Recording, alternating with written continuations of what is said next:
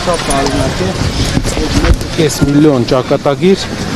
մեր հայրենակիցների, մեր նախնիների, ինչ որ մարդիկ կարող են սարքել քաղաքական իրենց այսօրեական խնդիրներ լուծելու համար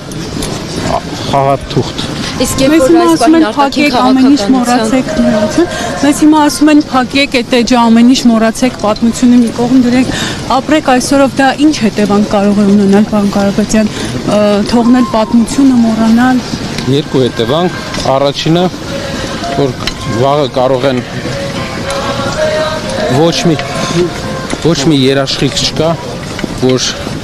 վաղը մյուս օրը մենք պաշտպանված կլինենք այնպես իրավական առումով, որ հակառակորդ երկրները չեն օգտագործի եւ իրենք նոր պահանջներ չեն դնի, այսօր մենք Ադրբեջանը նոր տերմիններ է հնարում ադրբեջանցիների ցեղասպանություն եւ այլն եւ հասկանում ենք, որ նրանք օգտագործելու են այդ խաղաթուղթը, նրանք օգտագործելու են 300,000 ադրբեջանցիներ Հայաստանում բերելու խաղաթուղթը։ Ես ուզում եմ շատ կարևոր բան ասեմ։ Հայաստանում ցեղասպանության ժամանակ, ինչպես մեր նախնիները պատմել են, շատ մեծ վնաս են տվել հայերին, տեղում հարևանությամբ բնակվող այն տարերը, ովքեր թշնամական էին տրամադրված հայերի հանդեպ, ոչ միայն պետությունը,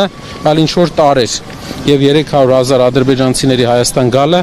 դա մեծ վտանգ է մեր երկրի ներքին խաղաղության եւ մեր երեխաների ապագա անվտանգության համար։